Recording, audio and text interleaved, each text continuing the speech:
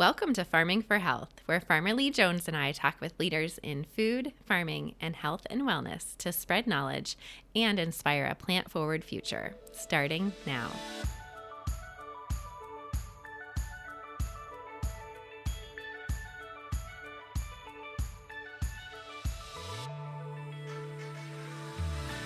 Welcome to the Farming for Health podcast. I'm Dr. Amy Sapola, and today I have the pleasure of being joined by Brandon Bir.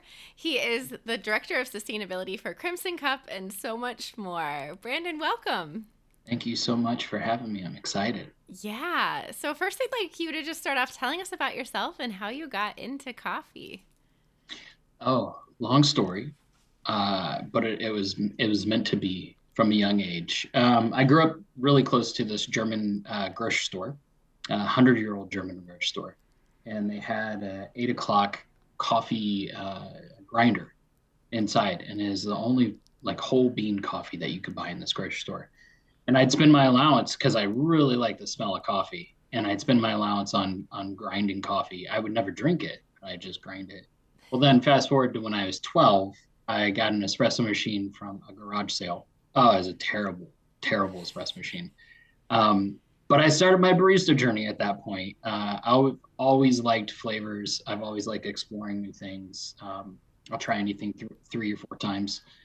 And so then I just led me down a path of going to culinary school for a bit, doing undergrad, and I moved to Columbus, Ohio, and fell into a coffee job. And that's been a long time. Wow. And Tell me more about the sustainability piece. How did you get into sustainability? I have been in philanthropy my entire life. When I was 12, I helped start a youth organization with the city council in my hometown, my rural hometown in Indiana. And a lot of it had to do with cleaning up the community and picking up trash. And I don't know why I thought that was important, but I did. And that led me into understanding a little bit more about the environment that we live in. I grew up in a farming community, so it was always a topic of conversation, how climate affects crops and all that stuff. So I just decided that I wanted to study more on the academia side. And so I went to school and learned a little bit more about sustainability and realized that there are certain people in the world that produce a lot of things that we consume that don't have access to the information that we have access to surrounding sustainability, and just decided I wanted to be an advocate and share my privilege of education with others that don't necessarily have that privilege. Absolutely. That's amazing. And can you tell me about your work with Friend to Farmer too? So that was a program. So when I came into Crimson Cup in 2010, we bought coffee in a way that a lot of people bought coffee. We didn't know a lot of coffee farmers. So I went in the back room. I'll never forget my first day with the owner.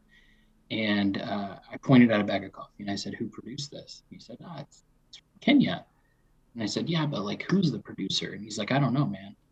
And I was like, "I would love to come back here and point at each bag and understand that there are people behind this product." And I wanted to, create relationships with those people to understand how that product was being produced and to possibly help elevate the quality of that product, or to make it more sustainable, like make sure that we have coffee in the future. And so we established this program. We called it Friend to Farmer. At this point, there are a few companies doing like direct trade coffee, and kind of took from Jeff Watts at Intelligentsia, and Tim Hill, and Darren Daniels, and all these guys that I looked up to, and I wanted to create a sustainable coffee program. And luckily, the owner of Crimson Cup wanted to do the same thing, and the marketing director and the other coffee buyer. And so we just got together and said, "Hey, this is what makes sense to make sure that we have coffee for the future." So it's not a one size fits all program. It's very circumstantial, and it reinforces kind of the values that we have at Crimson Cup, to give back and to do good. This isn't art. That's not my hat. but we believe in do good. And so it's a way to create relationships to complete the kind of supply chain loop and make sure that there's transparency to the process, and we're doing things in a responsible manner, at least what is responsible today. It's an ever evolving concept of what is sustainable. So yeah, that's pretty much what the program is. Yeah, that's amazing. And I know you travel a lot. We were talking about that before we even started recording today. But can you talk about why, like, traveling and getting out and, like, seeing these farms and meeting these people and going to the different areas, why is that important? It's important for a lot of reasons. I think that, we'll probably talk about this later, but it shortens the supply chain, number one. A big source of carbon in the world is through transportation. And if you can just say, hey, from farm to roaster, you cut out some places where that coffee might end up, and it might shorten the traveling to get to the United States. So that's really important. The other really important part is make sure that there is transparency and that you're actually doing things responsibly and not just relying on someone trying to sell you something, which is fine, but it's a really good way of creating relationship, and um, it breaks down some barriers. Like you don't have that distance in between you anymore, where someone can look at me in the eyes and say, "I need more money," or "Yeah, you need to purchase more coffee from us," or whatever it may be.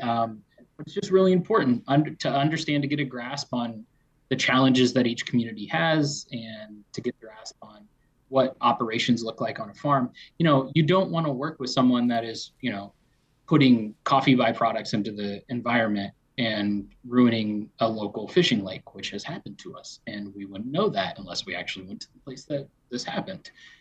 We also wouldn't want to be like some other large institutions that have admitted to child labor or slavery. And so we don't want to participate in that. And a good way to mitigate the risk of participating in that is actually go to the source and make that relationship. And on top of that, honesty, vulnerability, they reciprocate, and it transcends any language barrier. So I think it's really important for those relationships to be maintained and created. Yeah, and you talked about some of the really important, like, ethical and environmental issues in coffee. For the farmers you work with, what is sustainability and, like, that, like, are they bringing in some regeneration there? How are they, like, what are some of the sustainable practices? And then I don't know if you want to touch on, like, organic versus not organic coffee and, like, how that all plays into this. So, yeah. A message from our sponsor. Farmer Jones Farm provides nutritious, regeneratively grown vegetables to home cooks nationwide. We seek to provide our community with vegetables grown in a way that's healthy for you and good for the planet. To learn more about Farmer Jones Farm, visit farmerjonesfarm.com. Okay, so number one, Ethiopia is the birthplace of coffee.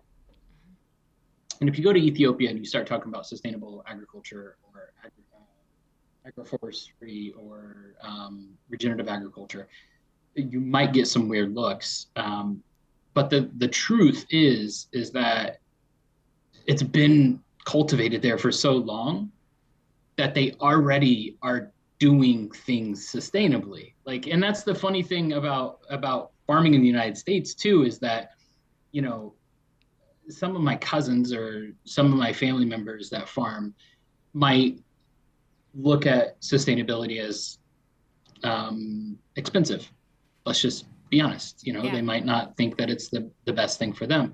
But when you go in and you say, well, why do you have this and this and this and these sustainable practices inside of the farm? And they're like, oh, it's cost savings. That makes sense because this byproduct actually helps with this. And it's kind of the same thing with farming, where you might go to a farmer and say, hey, do you believe in sustainable agriculture or regenerative agriculture? And they might be like, I don't know what that is.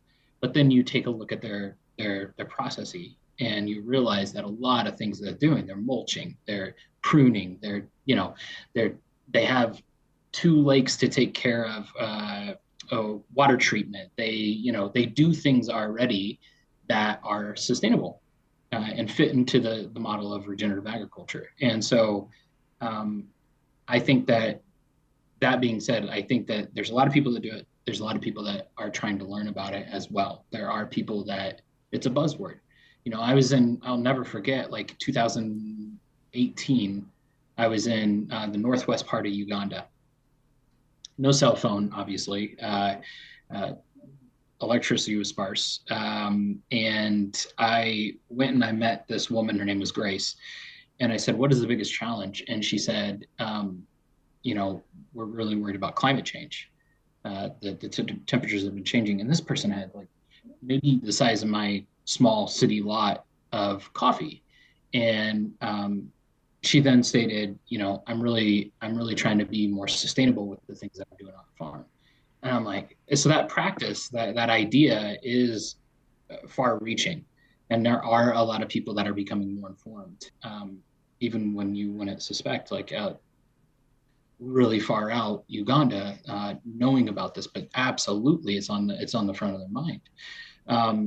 That being said, there is a lot of opportunity for academia and for professionals to, again, share and to collaborate and talk about sustainable farming, especially within coffee. Because if we don't, we're going to hit something like what we're hitting right now.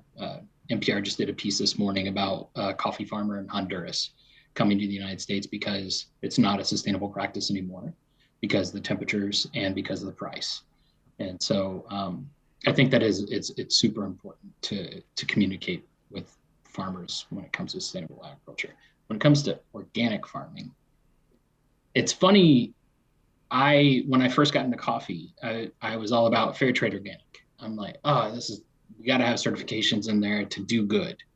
And what I soon found out is that a lot of those systems are political. If you look at the number one producer FTO in the world is Peru, of coffee. And if you look at how many field offices they have to actually inspect farms, it's so little. So they don't have a lot of resources for that.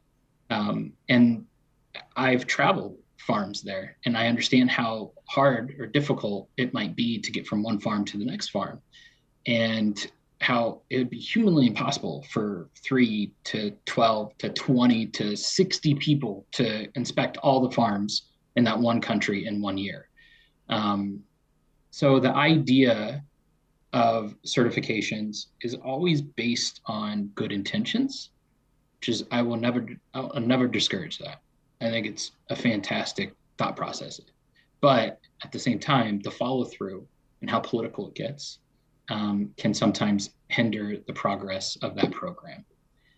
Most farmers that I've dealt with, especially in Africa or lower income farming communities, they organic farm because they don't know anything but that. It's that same story of going to the farmer and saying sustainable agriculture. They don't know that they're doing it, but they are doing it. It's the same thing with organic. It's a lot of people don't have money to spend on agrochemicals, or man-made fertilizers or whatever it may be, and so they farm in the forest or farm off their land, and they might put manure on the trees or something to that effect. And so they're doing it without the certification. So for me, outside of Brazil, I don't have a lot of worries about where coffee comes from or how it was actually grown necessarily. Other than the sustainability, the responsibility, all that stuff, making sure that the farmer got enough money. But like when it comes to the actual farming of that product, there's a lot of people doing organic without being certified organic. Oh, that's super interesting. So if you had to pick kind of your favorite coffee, which I know is probably an unfair question, but what are you like most excited about even when it comes to coffee? So most excited about, I'm scared and excited. about the different strains of coffee that are becoming more available. For the longest time, you only had two commercialized strains of coffee. You had Liberica and Robusta.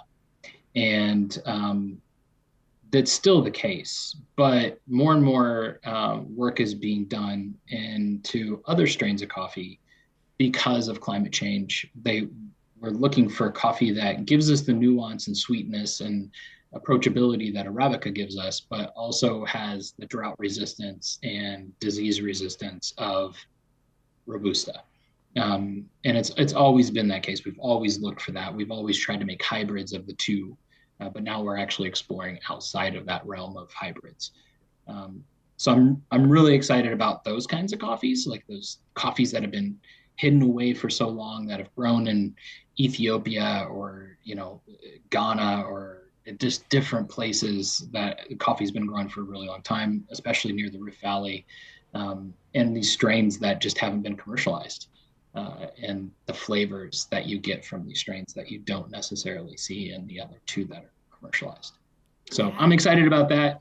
My favorite coffee, though, is responsible coffee. I like it. Yeah, I like it. I mean, it's like, I, of course, like things that are very, very different because I've drank a couple million cups of coffee. Yeah.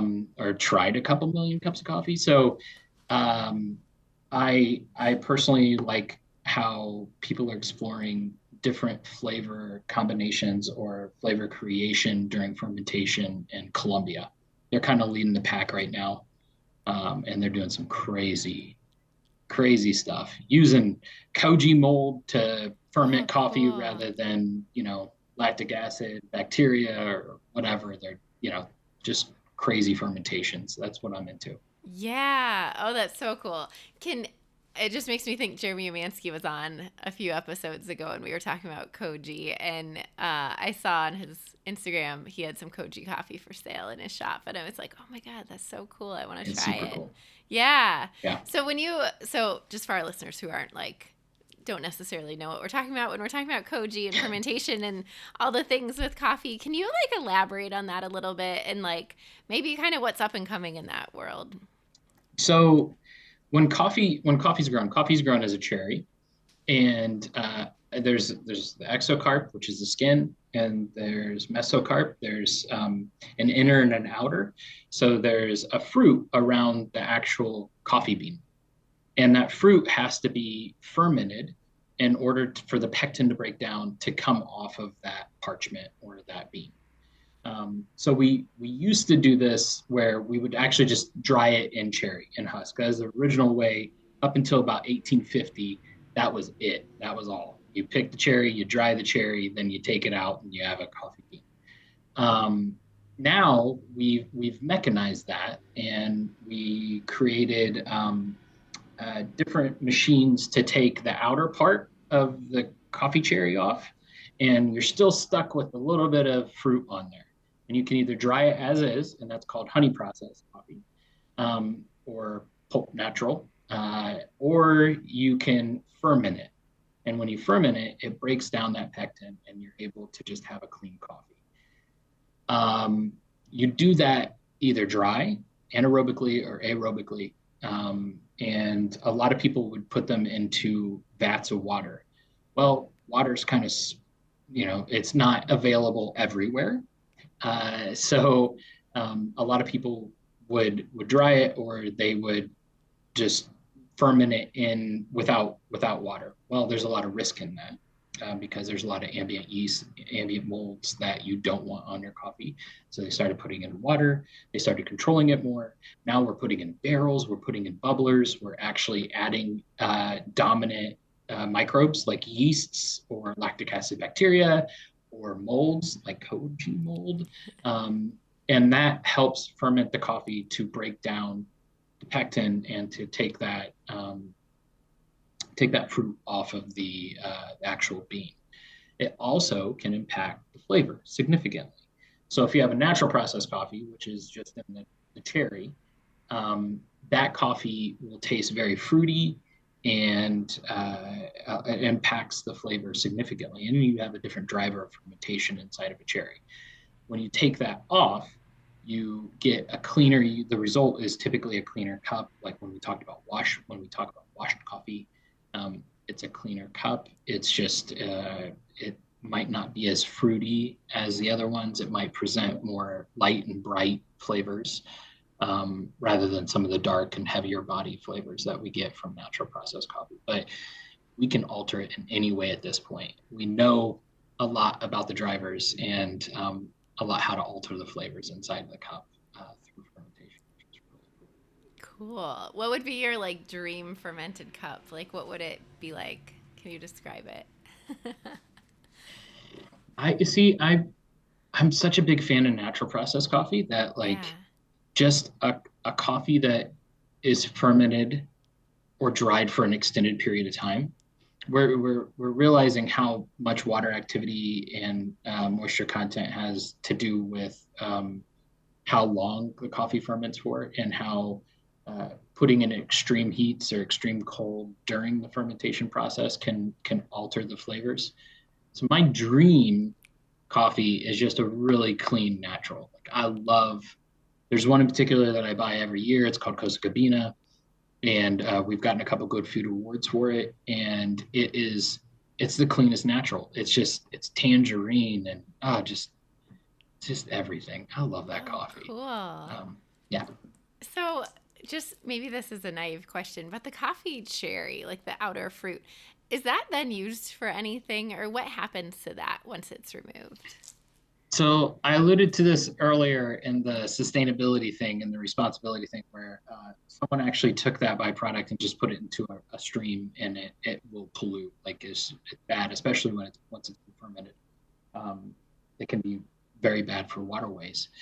Um, Outside of that, a lot of people use it for compost. They Okay. will throw it into a worm bed. Worm obviously eat the bacteria that are eating the fruit, and you get a good fertilizer. Some people are drying it and preparing it as a like a tea, I guess. And you can find that pretty much anywhere around the states now. You can find cascara is what we call it. Um, there are different large companies that have started to use it for caffeine and for sugar.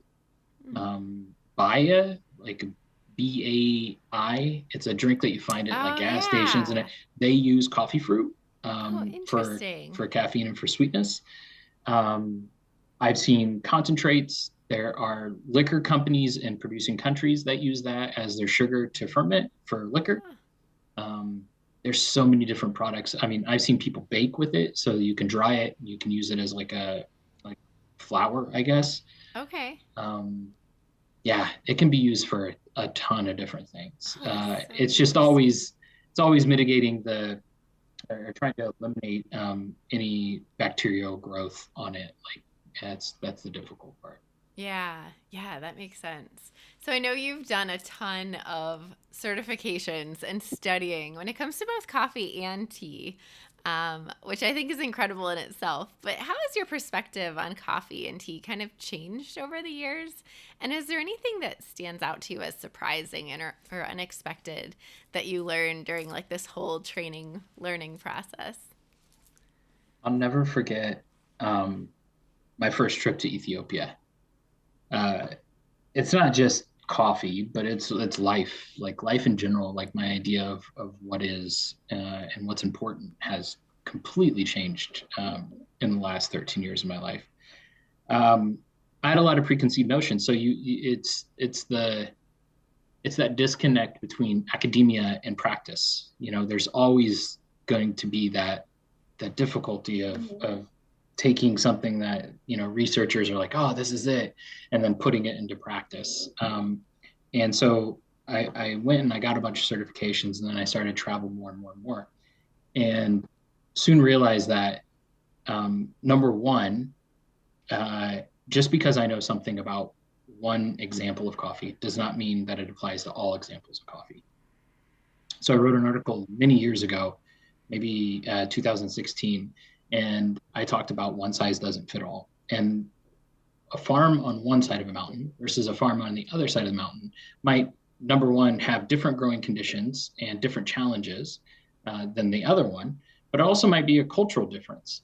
And so understanding that you don't say certain things, that was something that I grew into.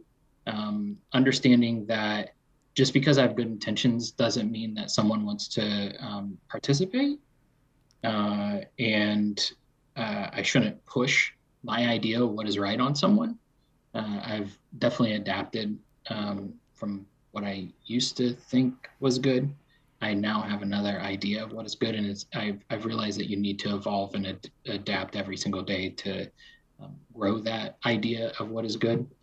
But my first trip to Ethiopia, like I was saying, one of the greatest lessons that I've learned is perspective, because I'd gone to Costa Cabina for the first time, and I said, hey, coffee's wonderful. Is there any outliers that could maybe use a little more help, or I could buy from that we could participate in some programs with? I said, right down the hill. You pointed towards the jungle. And when I say jungle, I mean, like, there's like coma bust monkeys like yelling at you the entire time. And like, they've got big cats, and it's the jungle. And so he's like, down the hill, and it's beautiful because it's all, heirloom coffee in there, Ethiopian landrace, like coffees. And we walk, and down the hill was 8.5 kilometers away. And I realized, like, but that's down the hill for Abdul, like, for the owner. Like, he's like, that's down the hill. And me, that was like, holy hell, I'm hiking. Like, this is like not a day hike. This is intense. So I walked away from that with this idea that, like, we all have different perspectives, and it's really good to be okay with not being 100% convicted in your own perspective, and be open to other people's perspectives, because you might learn something. And that day I learned that when I drive 3.5 hours to see my parents, that's not really that long. I shouldn't think that 3.5 hours is long, because it's just down the road, So I think that's the biggest thing, is just understanding that I, number one, am not the knower of all, and that I know very little, and that I should be more of a student than an instructor at all times. A note from our sponsor. Farmer Jones Farm provides nutritious, regeneratively grown vegetables to home cooks nationwide. If you are searching for vegetables grown in a way that's healthy for you and good for the planet, try a curated box from Farmer Jones Farm. Get 15% off your order with the code FarmingForHealth15. So when it comes to home consumers and, like, in this wild coffee world, how do they even, like, where do I begin to start when you go to the store and you're like, hey, I just want a really good cup of coffee, or you go out? Where do you start? I struggle with this answer. Yeah. Constant. Because, like, for me, I make as many intentional choices as possible, and it's exhausting, because, like, you have to research what you're going to buy and how you're going to buy it. And I go to the grocery store, and it's like, what am I going to purchase? What's good to purchase? What's not good to purchase? What's that chemical? What does this do? Like, right. I mean, and the biggest problem, especially nowadays, is greenwashing.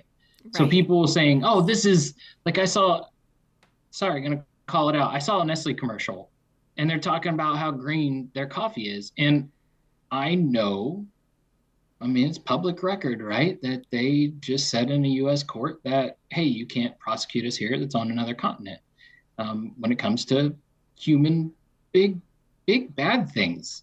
Yeah. Bad stuff.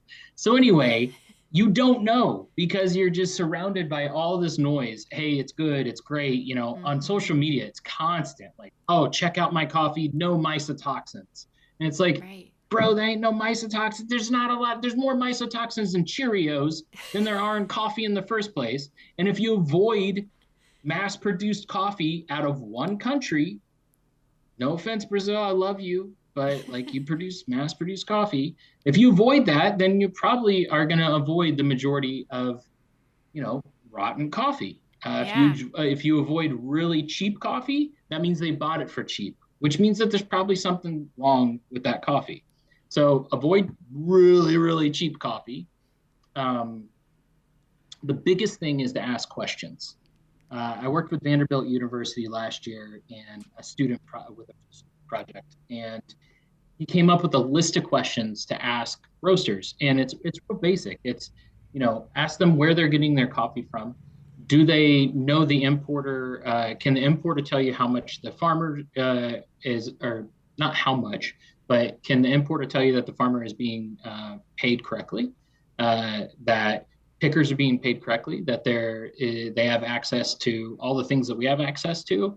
I think that just asking questions will push roasters to ask questions to importers, to ask questions to producers or exporters, and to make sure that there's intentionality throughout the supply chain. I think that that's the only way that we can move forward. If you're going to the grocery store, you're probably not going to find a super sustainable cup of coffee. We sell in some grocery stores, but it's such a small part of our business. I think that do your research online, look at different coffee companies. Don't believe everything that a coffee roaster says. Just ask some questions, create a relationship. Local is always going to be a great place to go. Anyone that roasts local, anyone that sells local, having asked that cafe questions, have them ask the importer or whoever they buy coffee from questions. If we're all just questioning, then there's going to be growth. Yeah, totally. I think that's great advice because, oftentimes it's not too hard to kind of get a sense of the quality and kind of the sustainability and the transparency. I guess you get some red flags when people start either not telling you or not knowing. So yeah, totally. So I have kind of an interesting question for you. If you were pairing coffee and vegetables, what would you pair? I'm going to go on old reliable here because Jamie and I did a pairing 2017 or 18, maybe 18, sweet potatoes. Oh, yeah. I think he brought in like 7 or 9 varieties of sweet potatoes from the farm, and we paired them with different coffees. Cool. And it was awesome. And I was driving back home for this, and I was thinking, what other vegetables have I used in the past?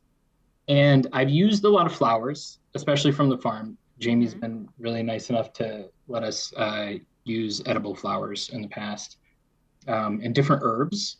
There's a lot of herbs that go really well with coffee. But outside of that, I'm not sure. There's not a lot of fruits and there's not a lot of vegetables that I just bring into my house and say, this with coffee. That's it.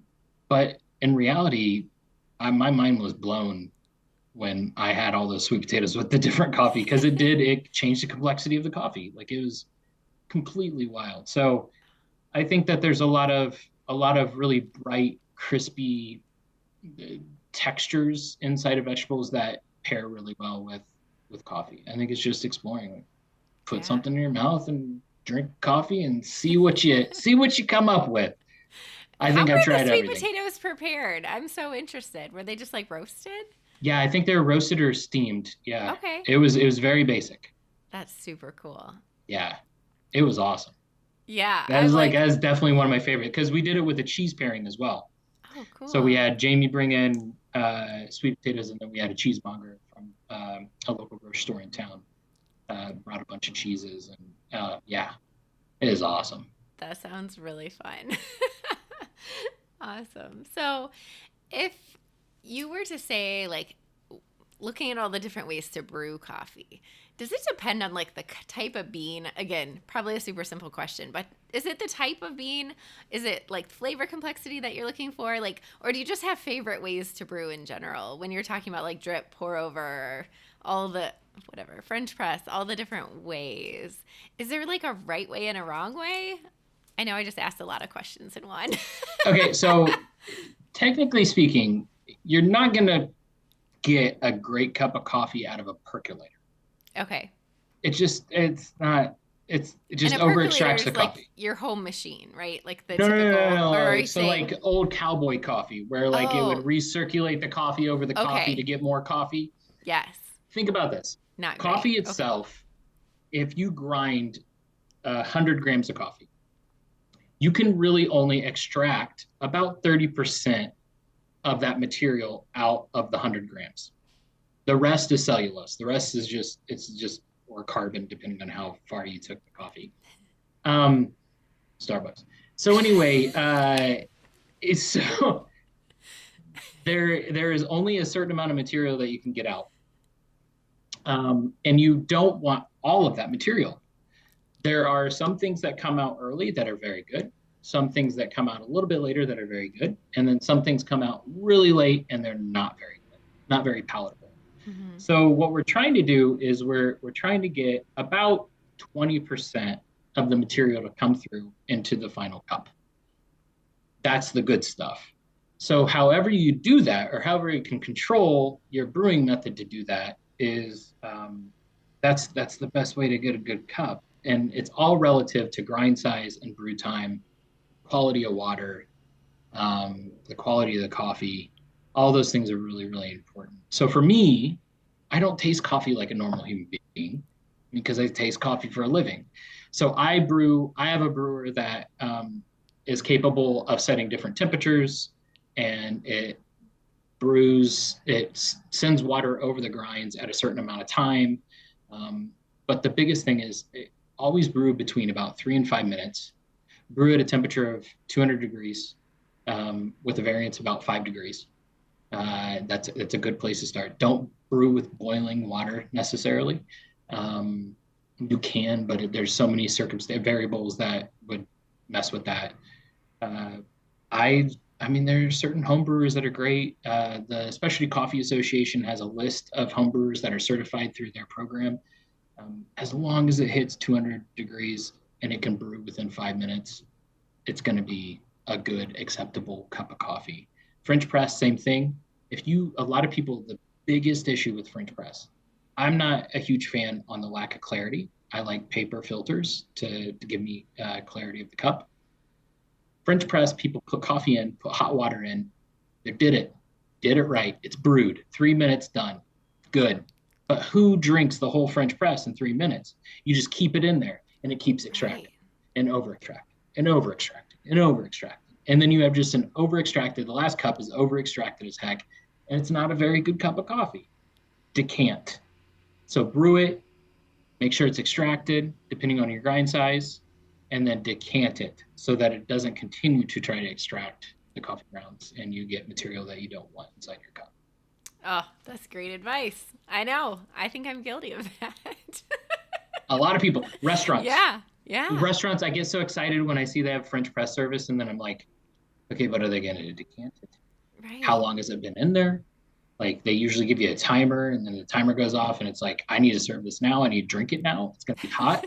I don't want to drink super boiling hot water. Like, yeah. That makes so much sense. Why have I never thought about this? Okay. Changed my life. Thank you. Yep. Check. Did it. Check. Yeah. Did it. I could go to bed good tonight. I'm going to sleep well.